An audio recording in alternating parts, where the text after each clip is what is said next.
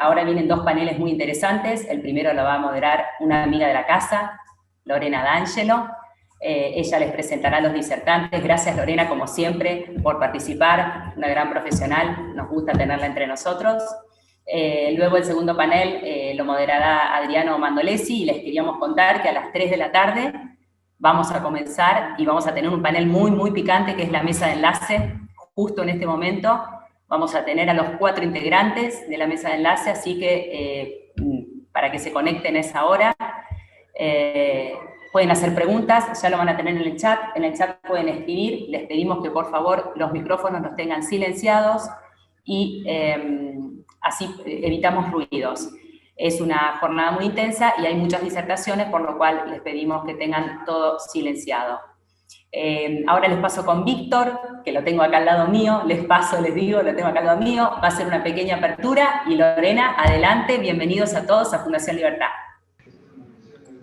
Bueno, buenos días a todos, muchas gracias por estar. Nada, sumarle algo a lo que dijo Ana, que es muy importante. Les recordamos que estamos grabando el evento, lo cual después, días posteriores a la finalización, lo van a poder ver por nuestro canal de YouTube. A ver, el video que pasamos anteriormente es un pequeño resumen de lo que fue el 2020 para la Fundación. Un año muy especial, donde perdimos, si se quiere, la presenciabilidad, pero no la intensidad de las actividades. Hicimos 150 actividades y pasaron alrededor de 15.000 personas por todas las actividades que hizo la Fundación. Lo cual cerramos un año muy importante para nosotros y abrimos otro. Hoy nos encuentra trabajando en un coworking que se llama WITA, acá en la ciudad de Rosario, porque nuestro edificio está en obras, y lo vamos a estar inaugurando recién en marzo del 2021. Esto quiere decir que vamos a mantener nuestro nivel de actividades a modo remoto, vamos a ver si podemos sumar, como bien decía Ana, algo presencial en lo que resta del año, si la coyuntura nos acompaña. Pero bueno, dicho esto, vamos a darle comienzo. Ana, te dejo bien destacaba, Ana, el panel de las 15, ¿no? Muy pocos medios incluso de comunicación han podido tener la mesa de enlace junta, y bueno, nosotros sí lo podemos lograr en el contexto de escenarios granarios. Así que Ana, nada, te dejo todo en tus manos. Agradecerles nuevamente, agradecerles a nuestros auspiciantes, a las empresas que confían en nosotros. 170 empresas son socias de la Fundación y 300 es el círculo de influencia de la Fundación hoy por hoy, en este contexto que no es menor. Así que muchas gracias nuevamente. Ana, te dejo. Muy bien, Lore, todo tuyo, a escuchar a los disertantes. Bueno, muchísimas gracias. Bueno, ya hicieron la introducción el resto de mis compañeros. Les doy nuevamente la bienvenida a este evento, la 11ª jornada de escenarios granarios, y en esta oportunidad vamos a comenzar con el módulo denominado Perspectivas de los Commodities Agrícolas. En esta oportunidad nos están acompañando 4 especialistas sobre el tema de mercados agrícolas, que nos van a estar dando su visión de lo que sucede en el mercado. Vamos a estar escuchando una presentación de cada uno de ellos para luego abrir la oportunidad a preguntas. Igualmente, el que quiere ir realizando preguntas las pueden ir mirando por el chat, mientras yo las voy a ir tomando para luego pasárselas a nuestros expositores. Pero antes de darles la palabra a ellos, los voy a introducir haciéndole una breve presentación de quiénes son los que nos están acompañando hoy en esta jornada. Primero va a comenzar nuestra amiga también de la casa, que siempre nos está acompañando, Sora Siliácono. Ella trabaja en Hedgepoint Global Market, es responsable de la mesa de granos de Latinoamérica. Ella es contadora pública de la Universidad Nacional de Rosario, un máster en finanzas de la Universidad Politécnica de Cataluña, con más de 15 años de experiencia en el mercado físico y hoy operando también no solamente en el mercado físico, sino también en los mercados internacionales tomando cobertura. Ella participa también como docente de distintos cursos de la Fundación Libertad y hoy también nos está ayudando y dando una capacitación muy interesante sobre trading con derivados en el mercado de Chicago. A Sol se le está sumando también parte del equipo de su empresa, donde está Carlos Costas, que es el Head Commodity de la TAM de la firma Hedgepoint Global Market, expertos en commodities de risk management, trading en opciones, divisas y derivados exóticos. Hace muchos años que tiene experiencia en el sector, donde involucra la formación y dirección de mesas de operaciones de Brasil y Estados Unidos y Argentina. También en esta charla va a estar con nosotros Daniel Osorio, que forma parte también de Hedgepoint, en este caso está en la mesa de energía de Latinoamérica, con más de 10 años de experiencia en la industria de oil y gas. Daniel es responsable del mercado latinoamericano y ha trabajado en distintas empresas del sector energético como Vitol, Glencore y Arcadia, y como cierre vamos a tener también a un amigo de la casa, que es Ivo Sarjanovic, donde él, su experiencia en el sector agrícola de tantos años de trabajar en empresas multinacionales, principalmente, es decir, en Cargill, hoy es director ejecutivo del board de varias empresas del sector agrícola, profesor visitante de la Universidad de Ginebra, de la Universidad de Vitela, de la Austral, también acá en Argentina, y forma parte también siempre de muchas jornadas que estamos dando en nuestra casa en la Fundación Libertad. Para dejar completa la presentación, bueno, yo formo parte también del Centro de Gestión de Agronegocios de la Fundación Libertad, y bueno, ya terminamos con las presentaciones y le doy la palabra a Sol, principalmente, que va a comenzar con este panel de perspectivas de los commodities agrícolas. Muchas gracias por acompañarnos. Gracias, Lore, a vos, un placer. Gracias a todos, bienvenidos. Bueno, muy interesante la agenda de hoy. Compartimos este panel internacional con, como dijo Lore, con el señor Carlos Costa, que es mi jefe, desde Brasil, y con Daniel, que es un compañero de la mesa de Latinoamérica, que está en Miami. Él es el encargado de energía, así que bueno, sí, nos vamos a repartir los temas. Espero que estén viendo bien la presentación. Comenzamos a hablar de mercados, ¿sí? que es nuestra pasión. ¿Sí? En la agenda vamos a comenzar este panel internacional hablando de Estados Unidos, por supuesto, y luego pasaremos el foco Brasil, donde vamos a conversar sobre la situación de los diferentes cultivos, la distinta estacionalidad que está atravesando versus Estados Unidos.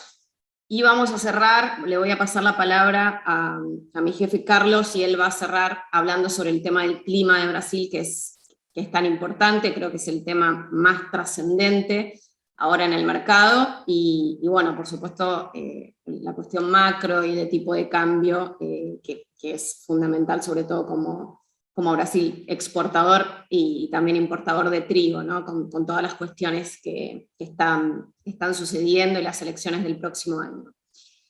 Comenzamos entonces nuestro disclaimer y hablamos de Estados Unidos, ¿sí? Estamos ya en septiembre y la estacionalidad marca el comienzo de la siembra del trigo de invierno, ¿sí? Impresionante, son los primeros pasos del ciclo 22-23, aunque estos años pasen más rápido, todavía estamos queriendo empezar el 20, ya estamos pensando en el ciclo 22-23, 5% de avance de siembra informó el USDA ayer. Ya ha finalizado la recolección, la cosecha del trigo de primavera, que este año, como vamos a profundizar, ha sido mucho más rápida, ¿sí? Al ser una cosecha menor, se trilló en muy poco tiempo, está 95% recolectado, informó el USDA, y bueno, por supuesto, si bien el trigo ha tomado protagonismo, los ojos están en la definición y en el comienzo de la recolección de las cosechas de verano, ¿no? De los cultivos de verano, soja y maíz, que están muy próximas, ¿sí? En las próximas semanas ya vamos a tener avances, vamos a tener novedades concretas. Sin embargo, ¿sí? Si bien empezamos este verano boreal, este weather market, con tanta expectativa por lo que eran soja y maíz, porque bueno, eran los cultivos que comenzaban sin margen de error, con un gran desafío climático, con stocks extremadamente bajos, con un mercado con grandes inversos, con un mercado muy nervioso. Sin embargo, a pesar de todo eso, el que dio la sorpresa fue el trigo, ¿no? Y específicamente el trigo de primavera, porque bueno, lo vamos a ver en el mapa, pero el problema climático en Estados Unidos estuvo muy focalizado, ¿sí? En el centro norte, que es justamente el corazón del desarrollo del cultivo de primavera, del trigo de primavera. Como podemos ver en el chart, los rendimientos sufrieron dramáticamente, tenemos más de un 30% de caída en los rendimientos del trigo de primavera. Y bueno, esto es importante o no, es importante porque es un trigo de alta calidad, de mucha proteína, y porque cambió el escenario totalmente, ¿no? de oferta y demanda. Veníamos de un marzo-abril donde el maíz llegó a valer más que el trigo, ¿sí? Y hoy tenemos una relación, un ratio de precios más normal, de un 30-35% arriba del trigo, y precios que en el mercado de Minneapolis subieron $90 por tonelada, mientras que la soja y el maíz bajaron. La soja bajó más de $100, $120 de los highs de abril. Como veíamos, bueno, una gran ebullición estos últimos meses ante este fracaso del trigo de primavera, y bueno, y una valorización de este trigo puntual sobre el resto de los trigos de inviernos, con un ratio que también se mantiene en los máximos, ¿no? El trigo de primavera que cotiza en Minneapolis está 1.3, 1.4 versus los trigos de invierno, versus el trigo de Chicago y versus el trigo de Kansas. Sin embargo, cambió totalmente la situación, los stocks es el único cultivo que está en esta campaña recortando existencias, ¿sí? Debido a este fracaso del trigo de primavera. Y bueno, y como decíamos, en el planteo estacional es lo que comienza a sembrarse, con lo cual ahora comienza el desafío productivo para el trigo, y con una alta expectativa, después de venir de muchos años de muy buenas cosechas, de una situación súper holgada en trigo, volvemos a una situación incómoda, y no solamente en Estados Unidos, sino también ha sufrido fuertemente el trigo en Rusia, después de 2 súper cosechas de más de 85 millones de toneladas, estamos reportando una cosecha de 72,5, según el USDA, afectando por supuesto las exportaciones. Rusia es el principal exportador de trigo, y en su frontera el trigo de primavera de Canadá, que es más del 90% del trigo, ahí sí fue un fracaso total el trigo en Canadá. Estamos teniendo una situación general, siempre hablamos del trigo que es el que tiene está más diversificado, más atomizada la producción y la exportación, pero bueno, este año realmente ha sido especial con problemas, no solamente en Estados Unidos, sino también en Canadá y en Rusia, principalmente. Como decíamos, las precipitaciones durante este verano han visto un foco de reducción por debajo del 30% en el centro norte, que es justamente la zona donde se siembra el trigo de primavera, y eso ha sido tajante para la definición de los cultivos. Sin embargo, ¿sí? Ya entrando soja y maíz, a partir de agosto hemos visto una recuperación, ¿sí? Y como vemos en los estados del este, ¿sí? Donde por supuesto son muy importantes para la producción de soja y maíz también, las precipitaciones han estado por encima. Y no solamente eso, no ha hecho calor en el centro-este de Estados Unidos. No hubo una semana de estrés hídrico, con lo cual hay una gran expectativa para los rendimientos de la zona centro-este, ¿sí? Sin dudas ese foco muy perjudicado, que fue tajante para el trigo de primavera como comentamos, no es tan así para la soja y para el maíz como un cultivo general, ¿sí? Nosotros hablamos con clientes de esta zona y dicen, bueno, tengo un 30-40% de la producción de soja y maíz perdido, mientras que los clientes del este nos hablan de cosecha récords, nunca han visto semejante cosecha de maíz. Con lo cual, bueno, mañana está, lo comentábamos con Lore, mañana está el informe del USDA, donde vamos a ver el efecto de un agosto benigno, ¿sí? de un agosto bastante favorable, sobre todo si vemos lo que pasó en mayo-junio con respecto a las precipitaciones, como comentamos. Y bueno, nosotros ya pensamos que el USDA va a mejorar, ¿sí? Esta es nuestra expectativa de una leve mejora en los rendimientos de soja y de maíz, lejos del ambicioso número original, ¿sí? Donde hablaba de cosecha récords para maíz y de una gran cosecha para soja. Sin embargo, todavía son niveles buenos, ¿sí? Si vemos la evolución, esta es la evolución del último USDA, yo pienso que en soja vamos a estar un poquito encima, maíz un poquito más cerca de 380 millones de toneladas, vamos a ver, el número es leve, el ajuste, y bueno, y muy pronto empezamos a hablar de demanda, ¿sí? Una vez que soltamos esta ansiedad de definición de los cultivos. Porque como vemos, la estructura macro sigue siendo muy ajustada, ¿sí? Los stocks están muy ajustados todavía, y bueno, esto es un desafío, ¿sí? Porque el ciclo, sí, para soja y maíz recién comienza. Bien, de todas maneras, este es el planteo, ¿sí? Este es el planteo de un aumento de la producción, que nosotros creemos que va a ser un poquito mejor, todavía en el informe de mañana, una reducción en las exportaciones, de todas maneras, sacando el año anterior, estaríamos hablando de exportaciones récords en Estados Unidos. El año anterior fue un ciclo muy particular, estábamos con Estados Unidos recuperando el mercado de China, con China recuperando existencias, recuperándose del problema tan grave que significó una reducción muy grande del rebaño porcino, con lo cual fue un ciclo particular. Hoy, si bien decimos, bueno, ¿cómo vamos a estar reduciendo exportaciones? Esto se debe, bueno, a la expectativa de una gran performance de Brasil, que es lo que vamos a conversar ahora mismo, y sobre todo a un China que estamos viendo que no tiene la voracidad del ciclo anterior, que estaba en esa situación de precios muy, muy altos de carne, de precios muy bajos de commodities, y una gran oportunidad de China para recomponer existencias.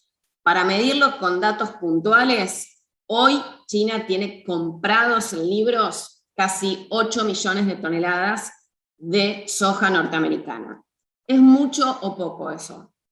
Es mucho, es bastante, pero es un 40% menos que el ciclo anterior. En el ciclo anterior tenía 13 millones y medio de toneladas compras en septiembre, al principio de septiembre. Eso sí era muchísimo, sobre todo si consideramos que era el total de lo que compró China en la 19-20. Es decir, que China, comenzando septiembre, en los primeros días del ciclo, ya tenían libros todas las compras del ciclo anterior, con lo cual para el mercado fue impactante, ¿sí? Ver esa voracidad de China, ese entusiasmo comprador de China, con unos márgenes de molienda fantásticos. Ayer leíamos una noticia que reportaban entre 10 y 15 dólares negativos de margen de molienda. Con esto no quiero decir que China no va a comprar, y bueno, después va a hablar algo de eso, va a ampliar Ivo, no quiero decir que China no va a comprar, por supuesto que va a comprar. Pienso y veo que no está comprando con la misma alegría, ¿sí?, que estaba comprando el año pasado, con lo cual no estamos hablando de una cantidad, sino que estamos hablando de una calidad de compra. Y por otro lado es ahora el momento de que China compre en Estados Unidos, porque a partir de febrero entra Brasil, y ya entramos a hablar de Brasil. Finalmente, con respecto a maíz norteamericano, el ciclo es más largo, ¿sí? También vemos una reducción de exportaciones, acá versus el año anterior, también son exportaciones récords, sacando el ciclo previo, que fue el ciclo de la sorpresa, otra vez China importando maíz. Muchas dudas sobre esa performance. China ya tiene compradas casi cerca de 11 millones de toneladas de maíz norteamericano, que es mucho, ¿sí? Es muchísimo, pero bueno, está en pausa, tiene todo el año para comprar. Otra vez pensamos en maíz y pensamos en Brasil, que tradicionalmente era el segundo exportador. Este ciclo va a ser cuarto, ya vamos a entrar en eso, con una recuperación sí en el consumo doméstico norteamericano, que nosotros firmamos. Bueno, va a hablar Dani sobre lo que está pasando en Estados Unidos, pero vemos una recuperación, un movimiento. El crashing de soja, me parece que el USDA es muy optimista, con 60 millones de toneladas, le cuesta mucho mantener ese ritmo de 5 millones de toneladas de crashing por mes, sobre todo con una soja cara, si bien bajó $120 la soja, sigue estando cara versus precios tradicionales, promedio. Y bueno, y la zanahoria de esta molienda es el aceite, ¿sí? Que representa el oil share está en niveles récords en 47%, y de eso va a hablar Dani también, con lo cual, bueno, mucha tela todavía para cortar en estos balances de este ciclo 21-22 que recién comienza. Yo no veo un final, un nivel de existencias tan dramático para esta campaña. Pienso que podemos estar más cerca de 6 millones de toneladas que de los 3 que tuvimos en el ciclo anterior. Por eso ya no estamos viendo inversos en los mercados. El mercado siente este alivio de la entrada de la gran cosecha norteamericana, con una demanda, molienda, exportaciones y fondos mucho más moderada, ¿sí? Con un tipo de cambio que ya, con un dólar que ya se debilitó, ¿sí? Y unos fondos que están menos interesados a entrar en commodities con esta situación macro y con estos precios. Ahora sí, Brasil, ok, Brasil es sin dudas el foco de mercado, porque bueno, todo esto que comentamos depende muchísimo de la performance de Brasil, sobre todo en soja. Brasil es el principal productor, es el principal exportador por lejos, ¿sí? ¿Y cómo estamos en Brasil en el calendario? Como decíamos, Brasil está a semanas de comenzar a recoger el trigo, ¿sí? Que es muy importante especialmente para Argentina, para Paraguay, para Sudamérica, la performance que tenga Brasil finalmente en trigo, comenzando anticipadamente a sembrar con mucha ansiedad productiva de recuperación y mucho optimismo, como son mis compañeros en Brasil. Ya está comenzándose a sembrar el maíz de verano, y con una expectativa también de anticipar, de buenas lluvias, al buen pronóstico para final de septiembre, ¿sí? Con muchas dudas por el año Niña que va a ampliar Carlos, pero la expectativa es de comenzar a sembrar antes soja este ciclo, y ya con la posibilidad de poder sembrar antes el maíz de invierno y tratar de evitar los problemas que tuvimos en este ciclo, ¿sí? Como vemos, bueno, este año ha sido complicado para Brasil, especialmente para maíz, como vamos a detallar, que tiene una gran exposición, con la gran participación que tiene el maíz de invierno, la safrinia, lo que era la safrinia para los más viejos. Y bueno, y la sorpresa por este lado es la expectativa de cosecha récord para trigo, ¿sí? Con rendimientos muy altos, con un aumento del área de siembra, y a pesar de las heladas que hubo final de junio, era una etapa muy temprana del trigo, y nuestros compañeros están muy optimistas, ¿sí? Avalan esa expectativa de producción de más de 8 millones de toneladas. Nos parecía que le costaba mucho a Brasil quebrar esa barrera de 7 millones de toneladas de producción de trigo. Este año parecería ser que lo logra, manteniendo importaciones de 6 millones de toneladas, ¿sí? Vemos que este extra de trigo que va a tener Brasil, que era en parte forrajero, va a cubrir parte de esa demanda de feed que está teniendo Brasil con esta situación tan dramática por la falta de maíz, por el recorte tan importante que tuvo en la cosecha de maíz. Y bueno, tiene la chance de exportar algo de trigo forrajero, algún saldo, 1 millón, 1,5 millones de toneladas, como ha hecho otros ciclos, ¿sí? Las importaciones se mantendrían en 6, con una participación de Argentina que es bastante estable, entre 4,5, con grandes ciclos de mercados abiertos, sin retenciones, donde pudimos colocar más de 5 millones de toneladas en Brasil. Yo creo que este año podemos estar, si bien la proyección es 4,5, podemos estar cerca de 5, sobre todo si tenemos en cuenta los problemas de nuestros competidores para vender trigo a Brasil, que son Rusia, Estados Unidos y eventualmente Canadá, que como comentamos en la introducción han tenido grandes problemas en su producción.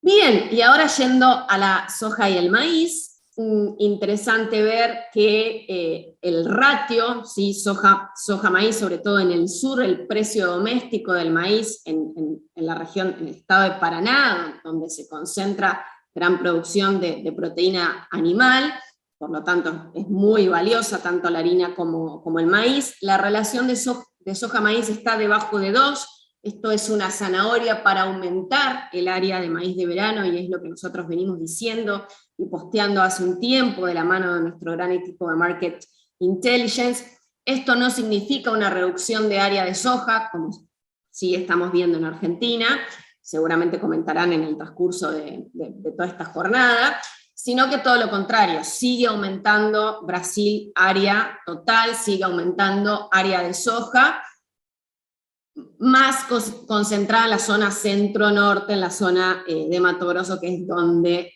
lo hace también, ¿sí? Bueno, y es muy interesante ver este gráfico de precios de basis en Brasil, donde, bueno, el año pasado, con una situación de stocks muy ajustados, que todos recordamos, el precio, la prima que llegó a tener Brasil con una fuerte estacionalidad, vemos que es muy fuerte la estacionalidad, con descuentos en plena cosecha, como corresponde, y grandes primas al final.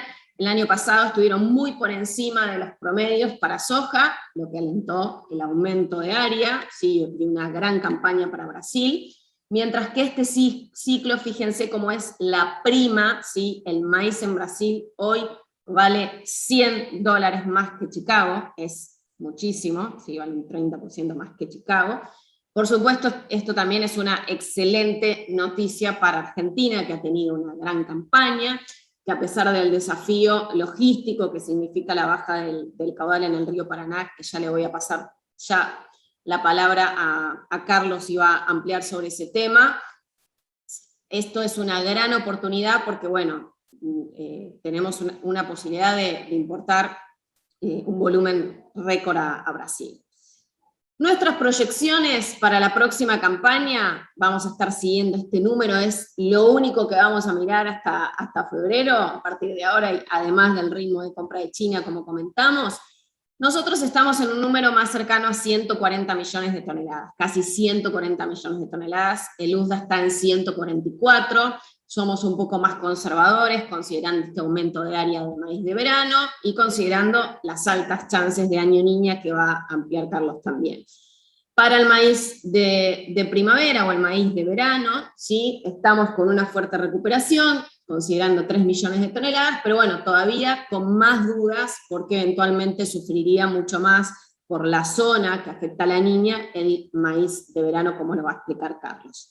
Y este es mi último slide,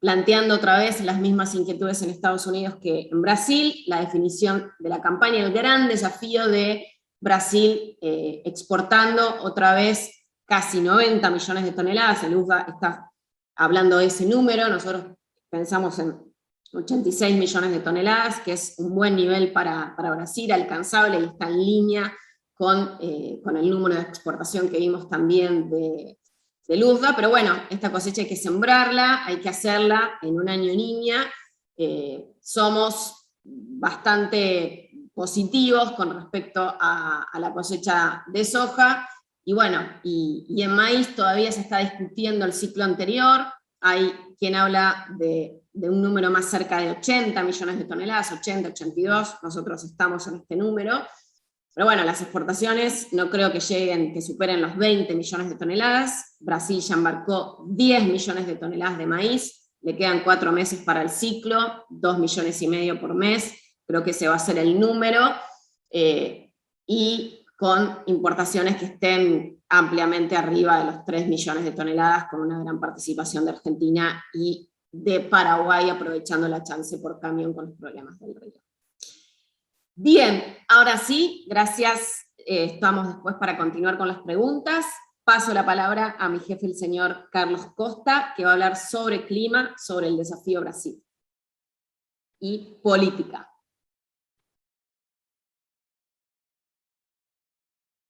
Yo no te estoy escuchando, Carlos. No se escucha, Carlos, ¿eh? No te escuchamos, a ver. Tampoco. No, quizás. A ver.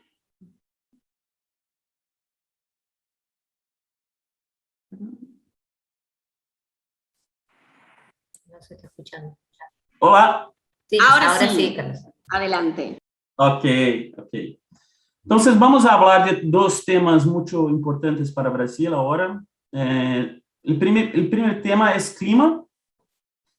Brasil ahora está a enfrentar una sequía muy severa en las regiones de producción de varias culturas, café, cana de azúcar. Entonces, este es uno de los temas principales de Brasil hoy, porque el clima está a afectar diversas culturas. Y para el resto del año, a la alta probabilidad de la Niña entre octubre y enero. Vamos a hablar más de este tema en los próximos slides. Y otro desafío para Brasil es real. Entonces, hoy estamos viendo una tasa de cambio con mucha volatilidad en el mercado, porque tenemos dos situaciones mucho sencillas acá. Primero es las elecciones presidenciales en el próximo año. Y una desconfianza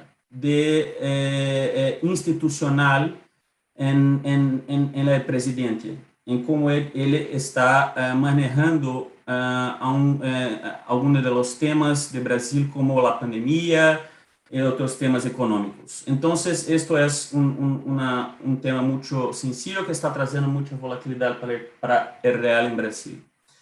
El otro importante tema de real es la balanza comercial en el escenario fiscal. Brasil aumentó mucho los gastos durante la pandemia y ahora estamos a ver la inflación voltando con fuerza, en el gobierno buscando herramientas para frear la alza de la inflación. Nosotros creemos que el problema fiscal es un problema mucho mejor do que estamos presenciando ahora, y que tenemos muchos años pela frente para consertar el problema fiscal de Brasil. ¿Okay? Entonces, nosotros creemos que el real en el próximo año va a continuar fortalecido primero pelos problemas de escenario fiscal y la insegurança quanto las elecciones presidenciales en el 2022. ¿Y cuáles serán los planos del próximo presidente para la economía? ¿Puede pasar, Sol? Hablando sobre el tema de clima, uno de los desafíos de Brasil, acá estamos viendo el nivel de los embalses en las plantas hidroeléctricas de Brasil, ¿ok? Entonces, acá podemos ver que estamos en el menor nivel desde 2013. Entonces, el bajo nivel de los embalses están presionando los precios de la energía en Brasil. Es otro tema que está presionando la inflación también. Próximo slide, Sol. Y el problema de estrés hídrico está no solamente presionando el precio de la energía, pero también causando problemas en las cuencas. Muchas, en esta cuenca de Bacia de Río Paraná, es muy importante para el agronegócio en Brasil. ¿Okay? Muchos productores utilizan el río Paraná para sus plantaciones. Entonces, es un problema. Estamos en el menor nivel también. ¿Okay? ¿Puede pasar, Sol? Y para el resto del año tenemos una alta probabilidad de La Niña. La Niña es un fenómeno que cuando ocurre, nosotros tenemos lluvias, un incremento de lluvias en el norte del país y una sequía o una reducción de las lluvias en el sur del país. ¿Okay? Entonces, este índice acá, índice oceánico Nino, es un estudio científico, nos muestra que ahora estamos con una alta probabilidad de La Niña. ¿Ok? ¿Puede pasar el próximo slide, Sol? Entonces, pensando en un escenario de La Niña, ¿ok? Podríamos presenciar una reducción del nivel, una reducción pensando en los niveles normales de lluvias para el periodo para esta región acá en Brasil circundada. ¿Ok? Entonces, acá podemos ver que la principal área de perigo de La Niña sería el sur de Brasil y Argentina. ¿Ok? Entonces, si nosotros, si Brasil enfrenta La Niña, podremos tener un problema no solamente para el sur de Brasil, para los rendimientos en el sur de Brasil, pero también para Argentina. ¿Ok? Y el periodo de La Niña va a pegar justamente la siembra de soya en Brasil, en Argentina, y la siembra de maíz de verano en Brasil. ¿Ok? Entonces, nosotros creemos que los rendimientos de soya, si La Niña acontece, podremos ter uma redução nos rendimentos da soja em Argentina. Nós não esperamos ver uma redução em Brasil, porque o problema será muito localizado no sul, pero os rendimentos de maíz de verano devem sofrer em Brasil e Argentina com a La Niña. ¿Ok? Gracias, Carlos. Muy, muy interesante me pareció este slide de la evolución de los rendimientos, por esa expectativa que hay de Niña en el mundo, cómo va a ir Argentina, cómo va a ir Brasil, por la relación de harina y poroto de soja en Chicago, que hoy está tan desvalorizada la harina en Chicago. Y muy interesante el primer slide, donde hablaba de las reservas hídricas en las usinas de energía y en la falta de agua, y por eso no se ha podido abrir las represas para abastecer el río Paraná, que es un problema que afecta tanto a el problema en el río Paraná va a afectar el riego de los productores en la región. Bien. Está a afectar, la sequía está a afectar ahora el café y la cana de azúcar. Bien. Perfecto. Gracias, Carlos. Le pasamos la palabra a Dani, nuestro compañero desde Miami, a Daniel, que nos va a hablar sobre energía, oil and gas. Dejo de presentar, así podés subir, Dani. Claro que sí. Buenos días a todos.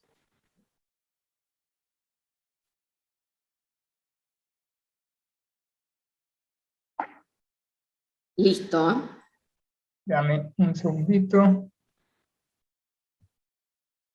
Por favor, ¿me confirman si están viendo la presentación? Sí, Daniel, estás. Perfecto. Entonces, como les comentaba Sol, vamos a hablar un poco, sé que no es el tema de fondo de la conferencia, pero vamos a hablar un poco de energía y cómo esto afecta tanto a la producción de granos como a la parte macro en general. La agenda de hoy, vamos a hablar sobre el mercado de fletes, que es parte esencial de la cadena de suministro de los granos, hablar un poco del contexto macroeconómico y finalizamos hablando sobre energía. En cuestión de fletes, creo que ya todos lo conocemos, los altos precios de los fletes y lo rápido que subieron después del inicio de la pandemia ha afectado a toda la industria. Esto debido no solamente a la pandemia, pero también a los altos costos de los combustibles, que es el principal insumo para los navíos.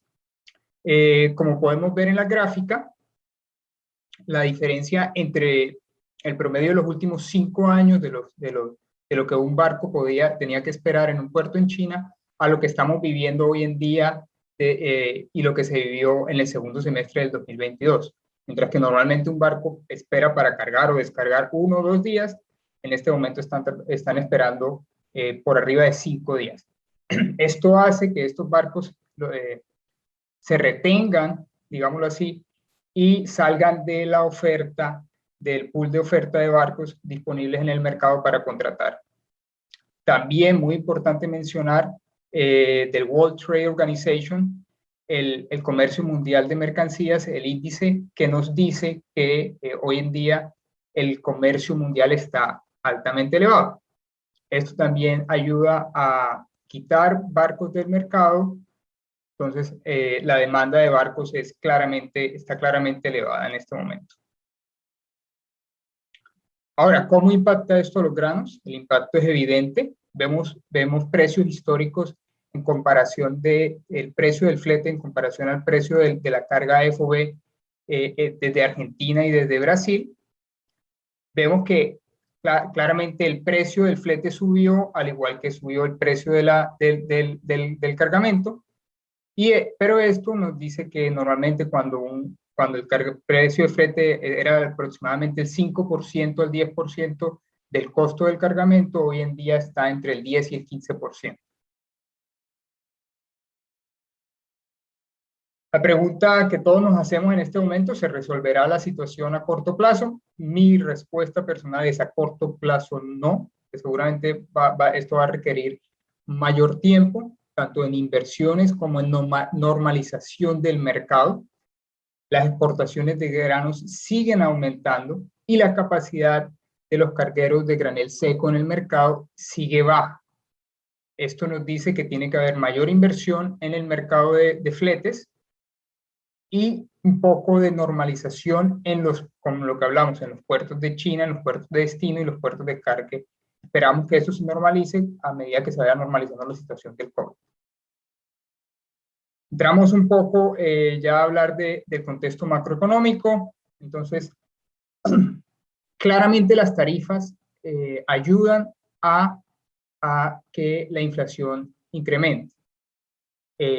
Las tarifas de fletes y las tarifas de logística están apoyando el crecimiento de la inflación, no solamente en Estados Unidos, y lo que vemos con este índice de sorpresa económica que reporta el Citibank es que siempre en la zona euro, como en Estados Unidos, veíamos que estaba por encima de lo que se esperaba en el mercado, los resultados ya empiezan con una tendencia a la baja. Y China, que esperamos de pronto un poco más de lo que se esperaba en otros países, ha estado muy fluctuante y en este momento, en los últimos 4 o 5 meses, ha estado por debajo de lo que se espera, ¿no? E igual en Estados Unidos. Y esto lo vemos reflejado en los costos de producción y de manufactura en los Estados Unidos. Vemos claramente que las órdenes por cumplir están elevadas, la producción no da pie con la demanda, vemos que se están pagando costos elevados por producción, los tiempos igualmente están elevados, pero muy importante, los inventarios en el destino final están extremadamente bajos. Yo les puedo decir que en Estados Unidos anteriormente uno podía ir a comprar un electrodoméstico, un mueble o incluso un automóvil, en el mismo día se lo entregaban. Hoy en día hay que esperar semanas e incluso meses para la entrega de estos bienes. Obviamente tenemos que hablar, no podemos hablar de la parte macroeconómica sin hablar de la política monetaria en Estados Unidos. Como ya lo sabemos, lo que pasó, la reunión que pasó de la FED hace unas semanas, en el cual no se tomó ninguna decisión. La FED sigue su política de recuperación económica pero esto de seguro va a cambiar en los próximos meses cuando ya empecemos a ver que la inflación continúa creciendo. Un punto muy importante que pasó la semana pasada fue que hasta la semana pasada el gobierno americano estaba subsidiando el fondo de desempleo. Entonces, muchísima gente en Estados Unidos, suena irónico, pero preferían no tomar empleos, ya que ganaban mucho más dinero por quedarse en casa. Entonces, esto ayudaba a que los reportes de desempleo fueran altos y la inyección de capital del gobierno ayudaba a que mucha gente tuviera dinero sin tener que gastar, entonces lo gastaba en otras cosas. Por eso la inflación la vamos a ver creciendo. Ya lo que vemos, en cambio, en el punto de los fondos y las posiciones de los especuladores, vemos que ya la tendencia ha cambiado un poco a lo que se venía en el 2020 y a principios del 2021, y ya en este momento los fondos tienen una posición larga neta en contra del dólar. Y si vemos en cuestión de commodities y de mercados emergentes, vemos que normalmente los commodities, los mercados emergentes van seguidos. Sin embargo, a mediados del 2022 se ve la gran diferencia entre el precio de commodities y el índice de mercados emergentes. Esperamos que esto se corrija, pero no lo vemos en un corto plazo. Esto obviamente ha sido afectado por todo lo que está pasando con la pandemia, porque como muy bien lo sabemos, los países emergentes son los que seguramente han sido mayormente afectados por la pandemia. Finalizamos la presentación hablando un poco de energía y lo que estamos viendo para los próximos meses y para el 2022. Entonces no podemos hablar de energía sin hablar de lo que está pasando con el crudo, la OPEC Plus y la producción de crudo en los Estados Unidos. La balanza energética, para los que más o menos no tienen conocimiento, normalmente es de 100 millones de barriles de producción y consumo al día mundialmente. Y esto es lo que la OPEC Plus ha tratado de controlar. En este momento, la oferta es menor a la demanda. Sin embargo, ya vemos cómo en el 2022 seguro la oferta va a ser mucho más que la demanda y va esto de pronto no a impulsar una baja en precios de los commodities energéticos, pero sí va a mantener los precios en un rango entre 60 y 70. Hoy los rangos que vemos para los próximos meses sería de 65 a 75. Aquí vemos cómo la OPEC ya empieza a incrementar su producción gradual de acuerdo a lo acordado en sus reuniones anteriores. La demanda de los combustibles en Estados Unidos sigue firme, a pesar de que tuvimos una fuerte caída en el 2022 por motivo de la pandemia. La recuperación fue muy rápida. Entonces hablamos de una recuperación tipo B para este tipo de commodities, y la producción de gasolina y de combustibles por parte de las refinerías en Estados Unidos fue igualmente rápida. Es más, fue muy beneficioso para algunas refinerías que aprovecharon los precios bajos para llenar sus stocks y así poder producir la gasolina que estamos viendo a precios altos con stocks comprados el año pasado de precios muy bajos. Es algo parecido para la producción de etanol. Sin embargo, la producción de etanol tiene otros efectos que lo han afectado, digámoslo así, este año, que ya lo hablaremos a continuación. La demanda de la gasolina da soporte al etanol.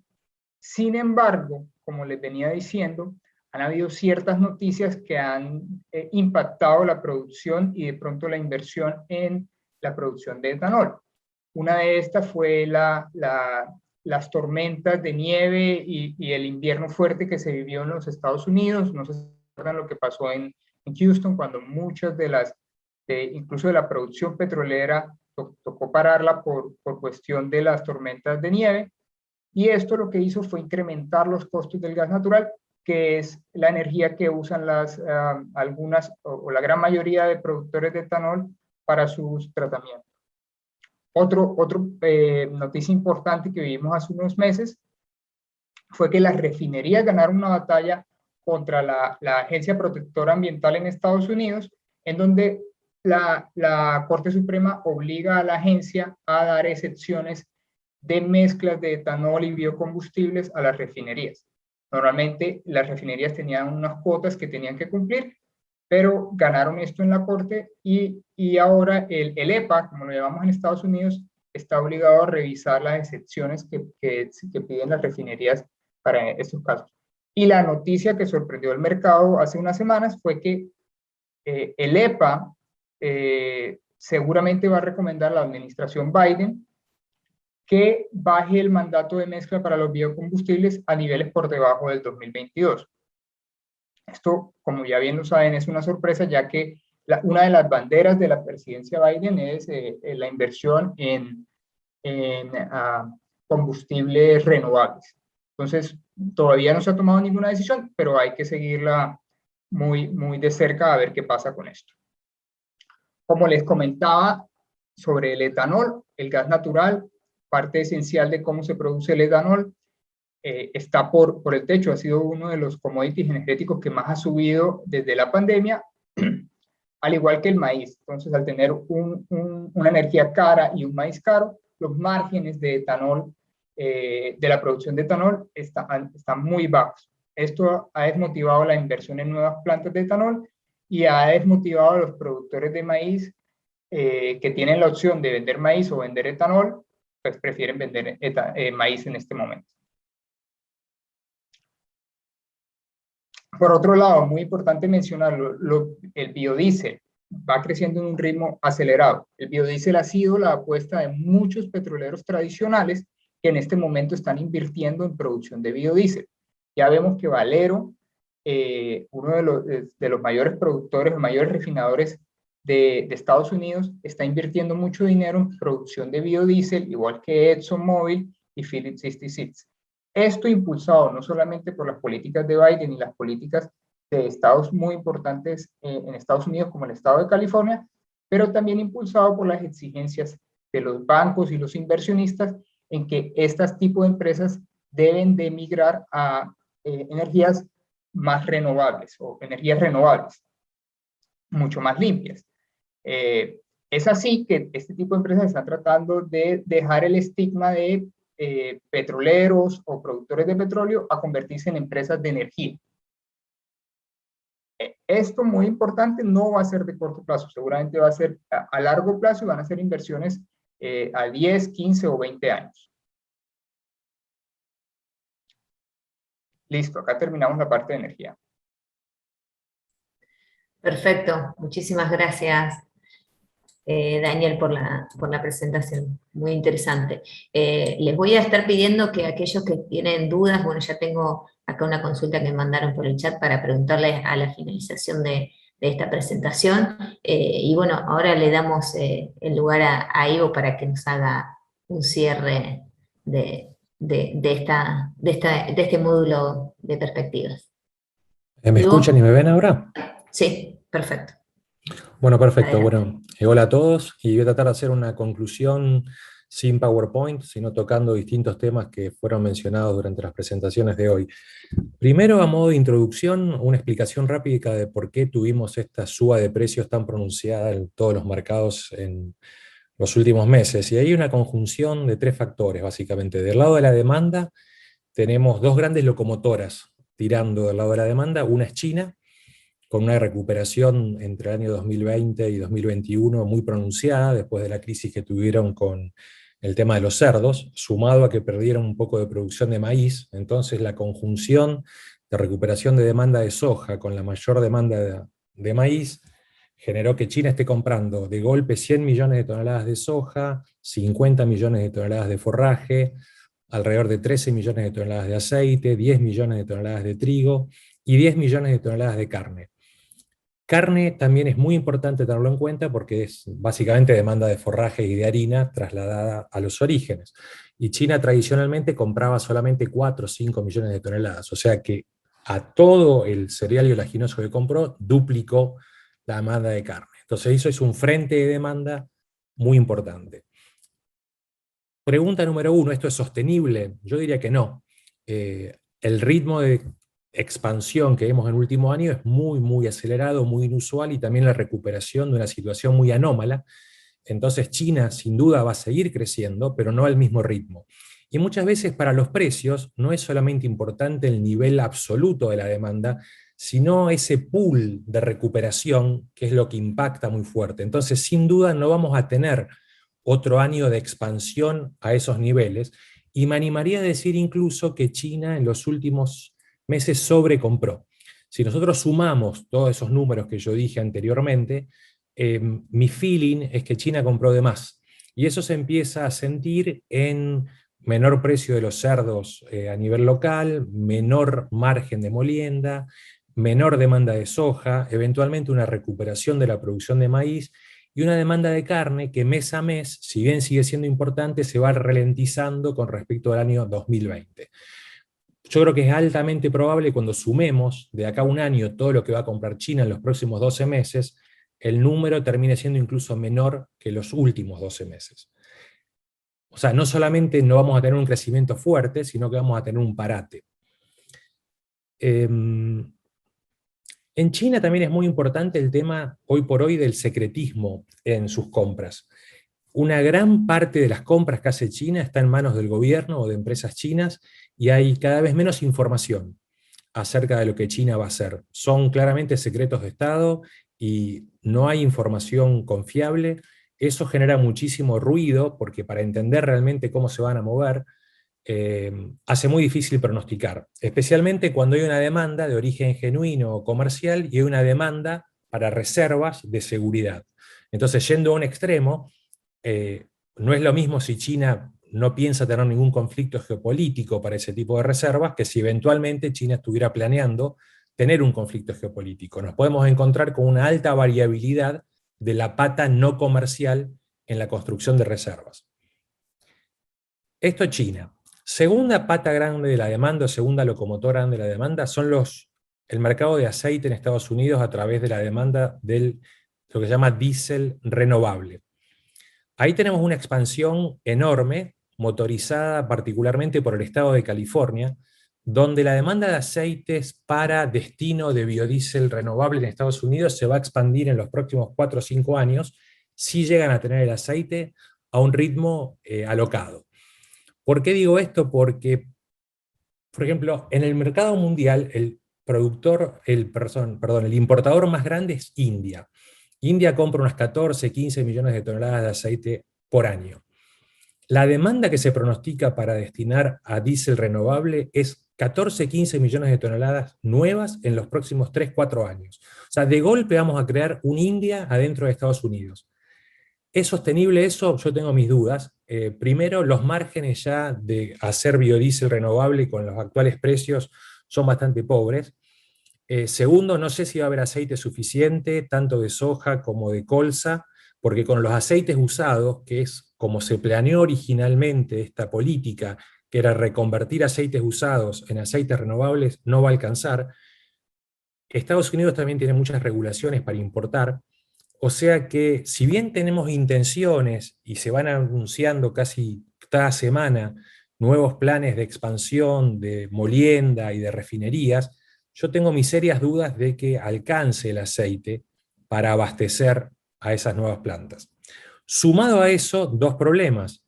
Uno es un problema que ya se planteó en el superciclo anterior, cuando en el año 2005, 2006, 2007 se debatía si la comida tenía como destino food, o sea, comida para personas, feed, comida para animales, o fuel, para energía.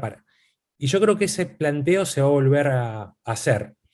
Tengamos en cuenta lo siguiente, para ponerlo en términos comparativos.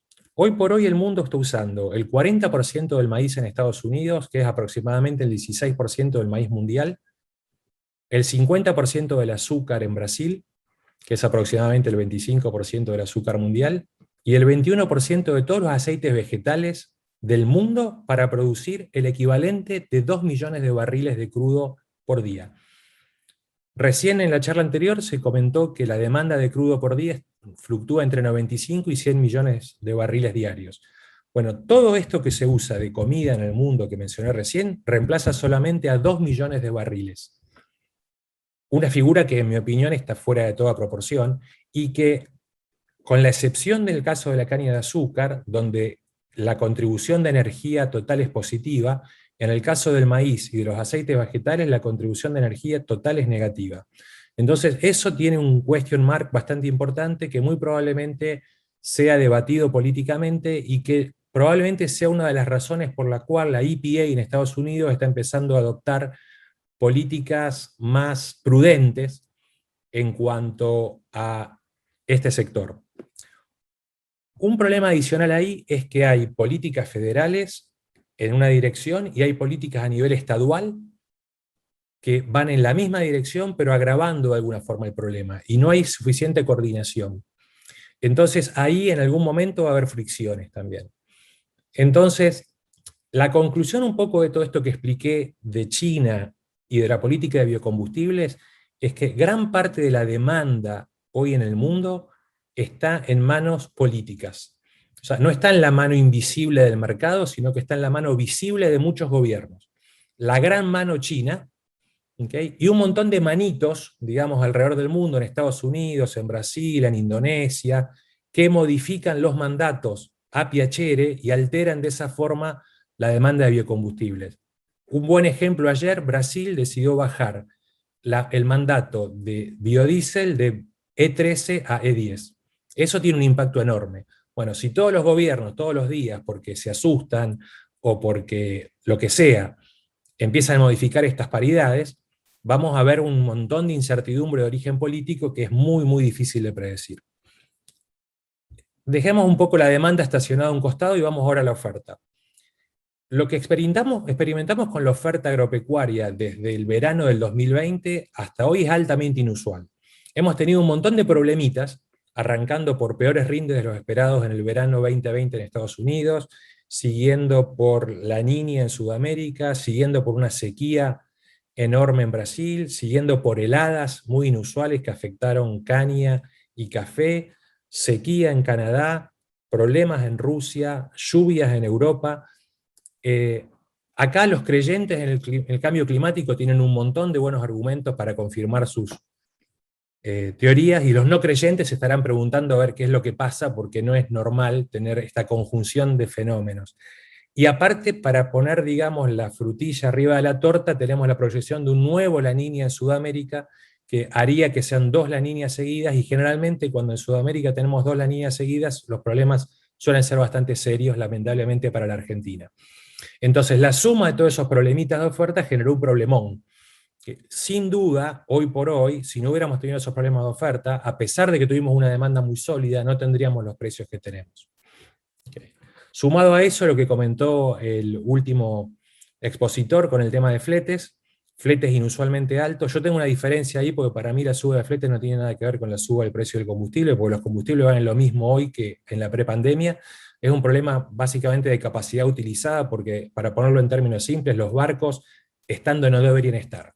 ¿Okay? Entonces eso acorta la capacidad utilizada y hace que los fletes suban a niveles insólitos, y sumado a esto, que tenemos los mercados que estuvieron invertidos hasta hace poco, con fletes invertidos, eso hace que la demanda naturalmente trate de posponer su momentum y lo vaya dilatando. Entonces eso hace sentir también en el corto plazo como que hubiera un poco de menor demanda, porque la gente trata de evitar los inversos.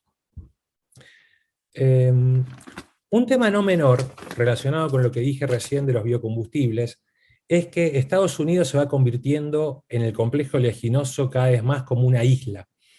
O sea, los precios en Estados Unidos son cada vez menos internacionales y son cada vez más locales. Consecuencia de eso es que los mercados de futuros en Estados Unidos nos sirven cada vez menos a los que estamos afuera de Estados Unidos. O sea, hoy por hoy, si uno es un industrial argentino, la calidad del hedge de los mercados americanos para poder cubrir nuestros riesgos es muy, muy pobre. La contrapartida de eso es que vemos una volatilidad a nivel premiums inusual.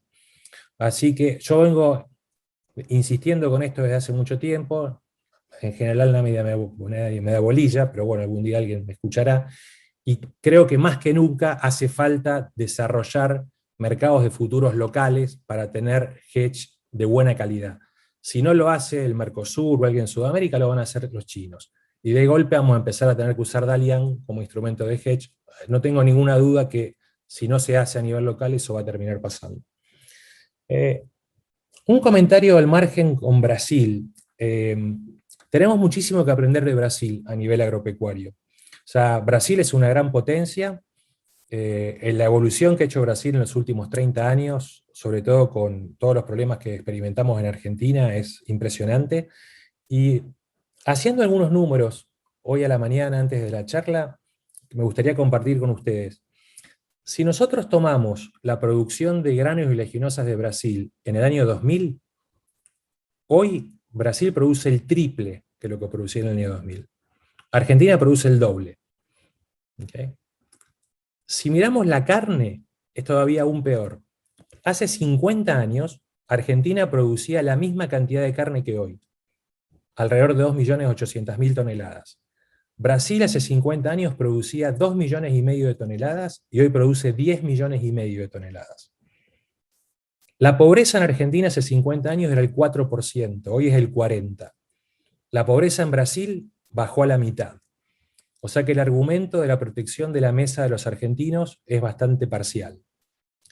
O sea, Brasil sin duda tiene la capacidad de expandir porque tiene recursos naturales enormes, pero tiene también un gran capital institucional que han ido construyendo en los últimos años a través de no modificar los tipos de cambio, a través de no poner retenciones, y la estabilidad de esas políticas se ve compensada con una respuesta del lado de la oferta que hace que hoy Brasil sea sin duda el gran supermercado del mundo, compitiendo de igual a igual con todos los grandes. O sea que mucho para aprender de nuestros vecinos, a pesar de que nos peleemos cuando jugamos a la pelota. A nivel economía, la economía se está recuperando.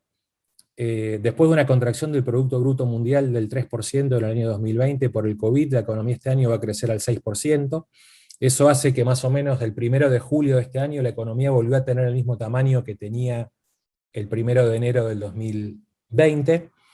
Este crecimiento es muy heterogéneo, muy heterogéneo. Estados Unidos está creciendo muy rápido, pero el resto del mundo hay lugares donde no vamos a ver recuperarse la economía, como en Sudamérica y particularmente en Argentina, por 3-4 años más. Los estados han tomado un rol muy preponderante. Eso creo que no es sano para el crecimiento, porque eso va a hacer que este rebote vaya perdiendo fuerza año tras año, y no creo que tengamos años de gran crecimiento cuando sumamos los problemas fiscales que se han generado con cada vez más regulaciones. Entonces tenemos estados más reguladores, el mundo se está desglobalizando, hay más proteccionismo, y ninguna de estas cosas que voy elaborando son conducivas a un gran crecimiento. Y para que haya mucha demanda de commodities tiene que haber crecimiento a nivel mundial. Es muy poco probable que tengamos gran demanda de commodities si la economía se ralentiza. Un buen ejemplo de esto es China. China entró en COVID antes que el resto, entonces expandió política monetaria y fiscal muy temprano, muy agresivamente. Eso hizo que China sea la única economía del mundo que no se contrajo en el año 2020, creció al 2,5%, mientras que el resto del mundo se contrajo, pero a partir del primer semestre del 2021 la economía china empieza a ajustar y empieza a perder fuerza. Entonces muy probablemente en el segundo semestre del 21 vamos a experimentar en distintos mercados esa desaceleración de la economía china. El tema de la inflación en Estados Unidos, un tema muy serio, dos escuelas de pensamiento, los que piensan que fruto de todo el desequilibrio fiscal y monetario vamos a ver precios en suba, otros que piensan que esto es algo solamente transitorio y que va a ir corrigiendo hacia la baja.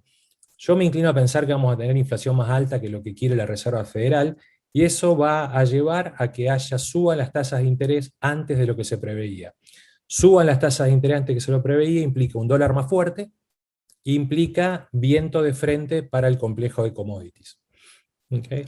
Entonces mi conclusión es que si no tenemos básicamente problemas climáticos, que es un big if, porque tenemos el riesgo de la Niña, los stocks se van a ir acomodando paulatinamente y los precios deberían bajar de los actuales valores, algo que está ya parcialmente reflejado en los inverse del mercado. ¿Okay? Entonces, bueno, creo que como conclusión corrí un poco, pero espero estar a tiempo y bueno, estoy disponible para hacer alguna pregunta. Perfecto, Ivo. Bueno, muchísimas gracias por tu exposición. Muy buena los comentarios tuyos y bueno, vamos a ver si hay preguntas. Es decir, yo tengo algunas preguntas que están poniendo acá en el chat, igualmente también tomé algunas. Si tienen los que están participando algunas dudas, lo mandan en el chat y yo lo voy a estar pasándoselo a los expositores. Sol, acá justamente hay una consulta que menciona, vos hablaste en tu exposición de que la producción de trigo de Brasil estaría por arriba de los 8 millones de toneladas, y ahí un participante dice que estaba escuchando que los analistas estaban más bajos, entre 6,5 y 7,10. Pensemos que hubo heladas, las condiciones climáticas no fueron tan buenas. ¿A qué se debe? Y bueno, efectivamente, ¿cuál es el número más cercano de eso? Bien, bueno, lo comenté también que para nosotros es una vara alta, ¿sí? Brasil superando los 7 millones de toneladas de producción, que hasta aquí todavía no lo ha logrado, que veíamos las proyecciones iniciales de la CONAB, ¿sí? Nosotros seguimos de cerca que son los números oficiales, la CONABI, ¿sí? Que sería como el Ministerio de Agricultura nuestro, que brinda muy buena información, ¿sí? La verdad es que, bueno, nuestra mesa hemos ido consultando, han estado un poquito más de acuerdo con la CONAB en algunos momentos, y hoy recientemente, más cerca de la recolección, mantenemos la idea de que quizás 7 es ya una mejora para Brasil, que si bien hubo aumento de área y las heladas fueron en una época muy temprana, realmente no se va a saber, como sabemos en trigo, el efecto hasta que la recolección no esté hecha, y puede ser una cosecha algo arriba de los 7 millones de toneladas y no tan optimista como piensa la CONAB, ¿sí? La CONAB, de paso agrego, está en 141 millones para la soja, ¿sí? Para la soja, ya en su estimación preliminar. Veremos, estamos muy pronto. No cambia mucho la cuenta, coincidimos con esa idea de un poco optimista CONAB, porque bueno, las importaciones de Argentina se mantendrían cercanas a los 5 millones de toneladas y ese extra sería forrajero eventualmente. Bárbaro, perfecto. Ahora una pregunta que me quedó a mí, es decir, con respecto vos mostraste, es decir, proyecciones al informe de Luzda que se conocerá el viernes, y ahí mi pregunta, ¿te parece que ya el mercado lo está descontando? Y en ese caso, es decir, ¿qué están recomendando hoy ustedes, es decir, para tomar un posicionamiento a los participantes del mercado? Bien, sí, pienso que sí, también lo comentaba Ivo, ¿no? El mercado hace tiempo que viene descargando con esa ansiedad que tenía de que lo climático cumpla, sí, o que cumpla en promedio, porque vimos un foco muy concreto de pérdida en los cultivos, vemos que las cosechas están siendo grandes, vemos que eso está próximo a entrar en el mercado, con lo cual nosotros venimos insistiendo, y bueno, acá veo muchos clientes y contactos, veníamos insistiendo con coberturas, con ventas de soja en Chicago. Creemos todavía que los rallies de soja son para vender, niveles arriba de 1.300, la soja es cara con este contexto, si no pasa nada en Brasil, como también comentaba Ivo.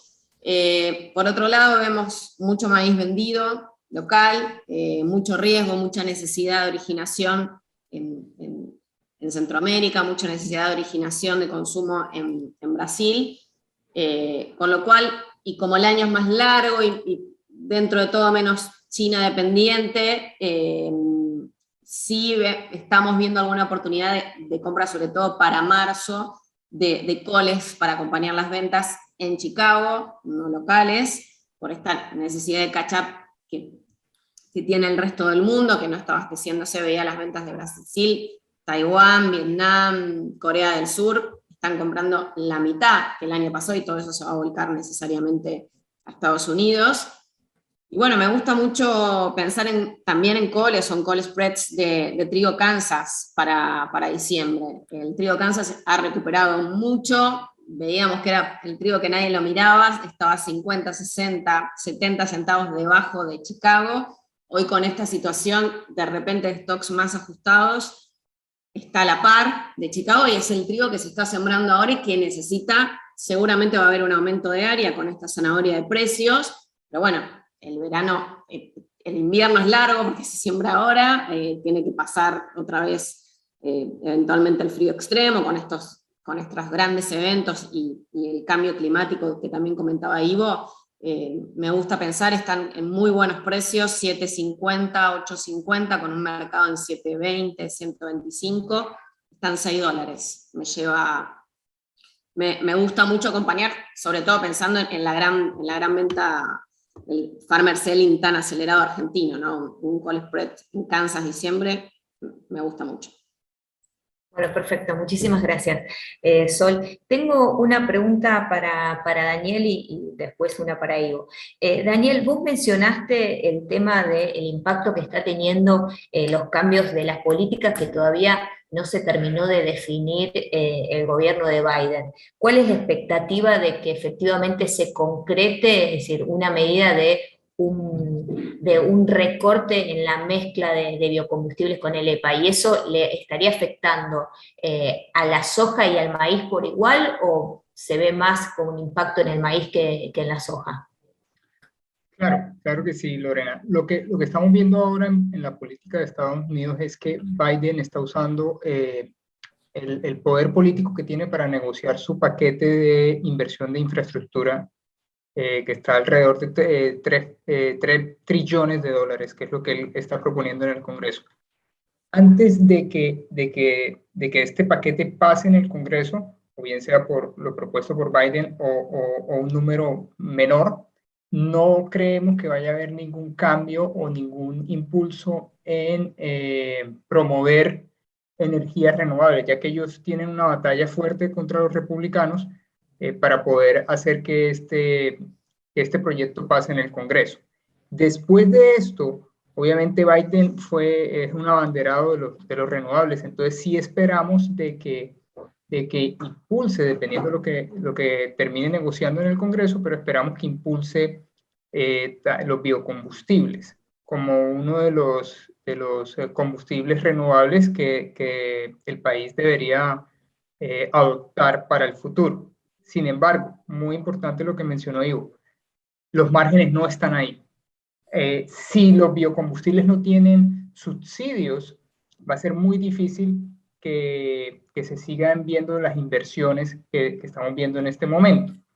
Entonces, no solamente va a venir por parte de la política, pero también lo que comenté anteriormente, muchos inversionistas y muchos bancos principalmente ya están exigiendo que parte del portafolio en las inversiones, cuando aprueban líneas de crédito, deben de tener al menos 30 o 40% de inversiones en combustibles limpios. Entonces, cuando un proyecto se crea para hacer un terminal de líquidos o se crea para alguna inversión de infraestructura energética, exigen que si lo quieren hacer para crudo, para gasolina o para diésel, debería de tener cierto porcentaje o para biocombustibles o tiene que ver relacionado con energías limpias. De no ser así, están incrementando las tasas de interés. Ya esto lo estamos viendo, lo he vivido yo con varios clientes, en los cuales el banco le dice si va a invertir en estos proyectos, tiene que mostrarme la parte de cómo está usted contribuyendo al medio ambiente, no solamente, digamos, el profit de la compañía. Entonces, para concluir los dos puntos, sí vamos a ver que seguramente vamos a ver que Biden promueva este tipo de energías. Va a ser muy difícil que estas energías sigan adelante sin subsidios, pero sí vemos que los inversionistas y los bancos van a exigir a las empresas que este tipo de inversiones. Perfecto, gracias, Daniel. Ivo, acá me está comentando Adrián que las comparaciones que estuviste haciendo con Estados Unidos, bueno, no, principalmente con Brasil y Argentina con respecto a lo que mencionaste de la producción de granos, de carne y la pobreza, si lo tenés en un cuadro para después pasárselo, porque es No, un yo soy buen un cavernícola a argumento. nivel tecnológico, no tengo nada en un cuadro. No. Hay cuestión de poner los datos en un cuadro y hacer el Bueno, cuadro. Si entonces quieren les doy después los datos después, pero no, no tengo escucharemos ningún otra vez gráfico. la presentación para ponerlo en un dato. Y bueno, un Bueno, dale. poco, Ivo, también atando. Sol, ¿querías decir algo? No, que nosotros con eso convivimos todo el tiempo. Como vieron, mi jefe es de Brasil y tenemos una gran estructura en Brasil, como considerando todo eso que dijo Ivo, así que es algo con lo que convivimos día a día, así que sí, podemos, para quien necesite. Bueno, Dale, hagan un entonces grafiquito y después me lo mandan y que se lo comprometemos a Dale. Sol para que efectivamente lo haga. Y Ivo, Sí, y acá señor. yo te quería hacer una pregunta un poco atado con lo que mencionó Daniel y que vos hablaste del impacto del diésel renovable, y eso hoy está teniendo, es decir, mucha volatilidad en el precio de los aceites en general, y principalmente del aceite de soja, que está moviéndose mucho en el mercado de Chicago. ¿Cómo te parece que eso podría afectar a la Argentina, que hoy mayormente la soja se destina a la producción de aceites y harinas? Porque la volatilidad del Creo precio que, también creo que es mala genera... noticia para la Argentina en el mediano plazo. Voy a explicar por qué, es medio complicado, pero voy a ir paso a paso. La soja, a pesar de que tenga un 47% de oil value, esto viene subiendo desde un históricamente 30%, ¿no? Entonces la soja, si bien es una oleaginosa conceptualmente, porque tiene un 18-19% de aceite, es una harinosa, porque la mayor parte del valor viene del lado de la harina. ¿Okay? Entonces, cuando se muele soja por aceite, uno genera artificialmente harina de más. El mercado norteamericano va a tener capacidad seguramente para absorber una parte de esa harina, pero hay un crecimiento, llamémoslo natural, de esa demanda de harina, que hay que tener en cuenta que también va a ser desafiado en los próximos años por todo el movimiento de proteínas alternativas. Entonces no se puede descartar. Por ejemplo, el CEO de Cargill hizo una declaración hace un mes donde dice que él, como productor de carne, espera que un 10% del mercado de carne en los próximos 5 años en Estados Unidos sean proteínas alternativas. Eso va a tener impacto en la demanda de forrajes y de harina. Pero dejemos eso al margen. Estados Unidos va a sobreproducir harina. Esa harina que se va a producir en Estados Unidos, fruto de la soja, pero también se va a sobreproducir harina de canola en Canadá, va a tener que encontrar demanda en destinos que van a competir con la harina argentina, que es básicamente toda para exportación. Entonces Argentina se va a encontrar con Estados Unidos exportando harina, que antes era algo muy marginal, más activamente.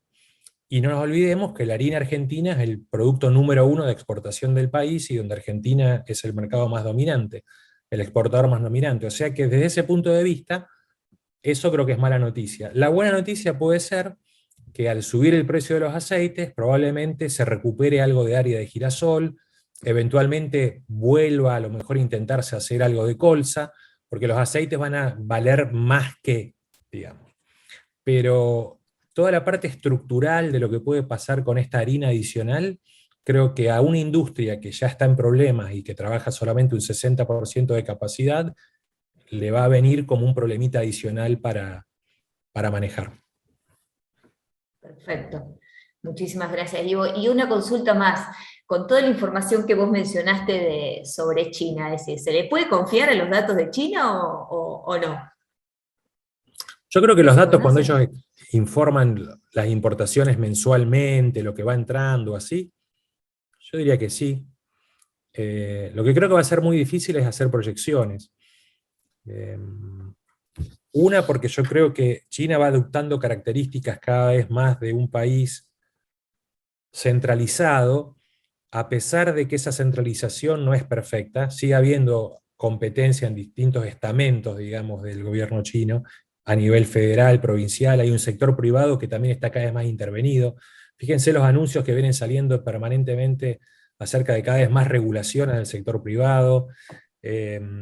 Bueno, eso concentra un poco la demanda. Tienen también a través de COFCO un comprador que representa al país y que en el caso, por ejemplo, del maíz compra casi el 100%. Entonces creo que hacer proyecciones de demanda como de stocks creo que va a ser muy complicado. Eso le va a agregar bastante ruido a toda la formación de precios. Perfecto, bueno, muchísimas gracias, Diego. Acá hay un comentario de Germán que para reflexionar dice lo que vos dijiste, Ivo, es decir, de desarrollar mercados de futuros regionales, en el cual hoy el productor no tiene muchas ventas frente al resto de la región y que Brasil debería tener más chances para que efectivamente tenga esa referencia en el mercado de precios internacional. Brasil seguramente tendría que hacer la referencia en el poroto de soja y probablemente Argentina tendría que hacer la referencia en harina y aceites. Entonces habría que pensar en alguna especie de board regional, de board crash regional. O sea, no sé los detalles, esto es lo que yo lo digo un poco a nivel intuitivo, habría que trabajar todo el aspecto técnico, pero tendría que haber alguna especie de board crash regional. Hoy por hoy, dadas las características de localidad que tiene el mercado norteamericano, sobre todo en los subproductos, hace que todo el intento de risk management y de hedge, usando los mercados norteamericanos para transferir riesgos desde Sudamérica, sea bastante inútil. Está bien. No, principalmente yo lo veo bastante difícil por la diferencia que vos también marcaste respecto a cómo va evolucionando la actividad agrícola en Brasil, en Argentina, y las decisiones políticas y económicas en ambos países, que bueno, Carlos mencionó en su presentación la diferencia y lo que está mirando Brasil de cara al 2022, que está desde el punto de vista político, y un poco acá, Carlos, ya que estás, te quiero preguntar, es decir, vos mencionaste que la niña puede impactar la cosecha brasilera, y vos cómo ves la demanda doméstica de estos productos internamente, en base a lo que mencionaste de que están las elecciones del año que viene, es decir, de cómo se va a comportar el real contra el dólar, que allá prácticamente, es decir, no tienen en cuenta el dólar, tienen en cuenta el real, cómo puede llegar a impactar en la demanda de Brasil interna. La demanda yo creo que va a continuar firme, pero el problema es la inflación y la pérdida del poder de compra del consumidor en Brasil. Porque ahora estamos viendo la inflación que puede encerrar arriba de la meta del Banco Central de Brasil. Entonces, la economía en Brasil ainda está en un compaso de recuperación, pero los problemas políticos con las instituciones federales de Brasil están a traer mucha inseguridad para las personas y para los negocios. Entonces, creemos que la demanda va a continuar firme para las commodities, pero el mercado interno del Brasil ainda es una interrogación para nosotros, porque la actividad económica no está a recuperarse en una velocidad tan grande cuanto en los otros países. El principal problema es la inseguridad cuanto el escenario político y los próximos pasos del nuevo presidente o el presidente que está acá hoy. ¿Cuáles serán sus pasos en la economía? Entonces, la demanda por las commodities van a continuar firme, pero mucho más influenciadas por la demanda internacional do que en Brasil propiamente. Bueno, gracias. Perdón, no, algo que le quiero comentar a Carlos. Él está sorprendido de la inflación, de que va creciendo, de decir, tenés que venir acá a Argentina. Nosotros estamos muy acostumbrados a todo eso. Si querés te damos unas clases. Sí. Sol, perdón, adelante. No, quería agregar con respecto a los mercados de derivados regionales, que bueno, un dato de color, que hoy el mercado de futuros que más volumen de operatoria tiene es el mercado de India, ¿sí? El mercado de India ha superado al mercado de Chicago. Nosotros tenemos un compañero indio que está en la mesa de Dubái, así que es impresionante. Y bueno, y nosotros también trabajamos sobre los contratos de B3, ¿sí? También somos brokers en Brasil, y hay mucho interés con respecto al maíz, ¿sí? Este maíz que decíamos que vale $100 arriba del maíz de Chicago, para consumidores no solo de Brasil, sino también de Centroamérica, y bueno, creo que es un contrato que también puede interesar a Argentina. Bueno, perfecto, muchísimas gracias. Bueno, si no hay más preguntas, vamos a dar por finalizado, es decir, este panel, agradeciéndoles a Carlos, a Ivo, a Daniel y a Sol la participación y las exposiciones muy, muy interesantes. Después vamos a quedar pendientes de envío de la presentación, y si hay algunas dudas se las haremos llegar con posterioridad. Muchísimas gracias. Hay que mandarle el grafiquito a Adrián, ¿eh? Sí, le vamos a decir a Sol, me comprometo acá para pedírselo. Bueno, chao a todos, gracias. Bueno, muchísimas gracias Lorena, Sol, Carlos, Daniel, Ivo. Siempre es un placer escucharlos, es un placer, siempre con data. Aparte, fíjense la data que mandan, que piden hasta el gráfico, o sea que evidentemente es posta. Bueno, les queremos agradecer que siempre estén cerca de Fundación Libertad, siempre muy predispuestos, la verdad, muchísimas gracias.